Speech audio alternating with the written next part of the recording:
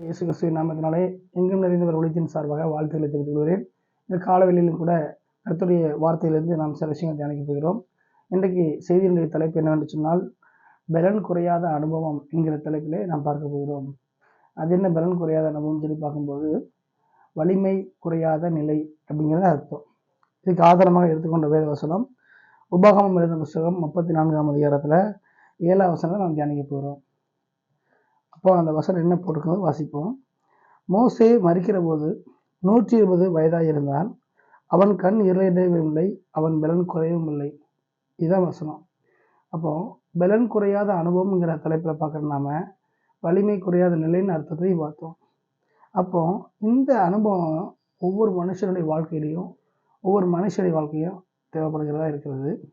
இந்த உலகத்தில் பார்த்தீங்க அப்படின்னா, ஒரு சின்ன பிள்ளைங்க இருந்தாலும் சரி, ஒரு வாலிப பிள்ளைகளாக இருந்தாலும் சரி, அல்லது ஒரு இளமை பருவத்தில் இருக்கக்கூடிய ஆணா பெண்ணாக இருந்தாலும் சரி, இல்லை நடுத்தர வயதில் உள்ளவங்களாக இருந்தாலும் சரி, இல்லை வாலிப ஸ்டேஜிலேருந்து முத்தின ஸ்டேஜுக்கு போன நபராக இருந்தாலும் சரி, பெரியவரில் யாராக இருந்தாலும் சரி, எப்படிப்பட்ட ஒரு பலசாலியாக இருந்தாலும் சரி, அப்படிப்பட்ட பலசாலியாக இருந்தாலும் மனுஷங்களாக இருந்தாலும் மனுஷியாக இருந்தாலும் ஒரு குறிப்பிட்ட அளவு தான் அவங்களுக்கு என்ன செய்யும், உடலில் என்ன செய்யும், பலம் இருக்கும், வலிமை இருக்கும். ஆனால் அதன் பிறகு காலம் போக போக அவங்களுடைய வலுவானது அது பலவீனம் ஏற்பட்டு குறைந்து போய் என்ன செய்யும், அது ஒன்றும் இல்லாமல் போயிடும்.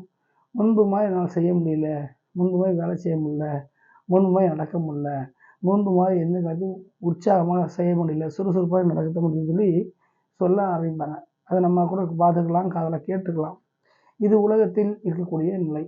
இப்படி பல விதங்களில் மக்கள் இருந்தாலும் அந்த மக்கள் மத்தியிலேயே ஒரு மனுஷர் என்ன செய்கிறாரு, வித்தியாசமான முறையில் இருக்கிறாரு. அது யாருன்னா மோசேங்கிற மனிதன்.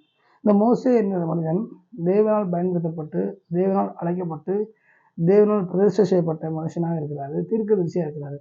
அவர் இஸ்ரவேல் ஜனங்களை அவர் என்ன செய்கிறாரு, எகிப்துங்கிற நாட்டிலேருந்து கானான் தேசத்தை நோக்கி வழி நடத்திட்டு வர்றாரு. அப்படிப்பட்ட அந்த ஒரு மோசேயுடைய வாழ்க்கையில் தேவன் அவருக்கு ஒரு ஆவிக்குரிய ஒரு பலனை கொடுக்கிறார். அந்த பலனை கொடுக்கறதின் மூலமாக அவருடைய ஆவி, ஆத்மா, சரீரம் மூன்று சேர்ந்து மிகப்பெரிய வலிமை அடைகிறது. அந்த ஒரு வலிமையில் தான் அவர் பார்த்திங்கன்னா பலன் குறையாத, கண்கள் இருளடையாத நிலையில் காணப்படுகிறார். அவர் வயதானாலும் மறிக்கக்கூடிய சூழல் வந்தாலும் கூட வசனம் சொல்கிறது, அவர் கண்கள் இருளடையும் இல்லை, இவருடைய பலன் குறையவில்லை பார்க்குறோம். இப்போது இந்த ஒரு உடல் சார்ந்த விஷயத்தை மட்டும் நம்ம சொல்லலை, ஆவிக்குரிய, ஆத்மாவுக்குரிய, சரீரத்துக்குரிய மூன்று நிலைகளையும் சேர்த்து அவருடைய எல்லாமே பலன் குறையாத நிலையில் அவர் காணப்பட்டார். அவர் ஆரம்பத்திலே அப்படித்தான் இருந்தார். அவர் குழந்தை பருவத்தில் அப்படித்தான் இருந்தார். வாலிபுரத்தில் யுத்தக்கலையில் நல்ல ஸ்ட்ராங்காக இருந்தார். அதன் பிறகு திருமணம் ஆன பிறகு அப்படித்தான் இருந்தார்.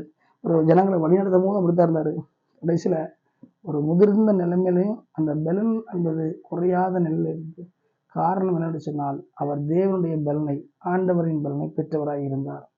அவர் வாழ்க்கையில் எவ்வளோ போராட்டங்கள் வந்தது, எவ்வளோ மனுஷர் வந்தார்கள், எவ்வளோ யுத்தங்கள் வந்தது, எவ்வளவு விதமான போராட்டங்கள் வந்தாலும் கூட அவர் தேவ பலனை அதிகமாக பெற்றபடியினால் அவருடைய பலன் நினைச்சையில் கடைசி வரைக்கும் நிலைக்கிறது, குறையாமல் இருந்தது.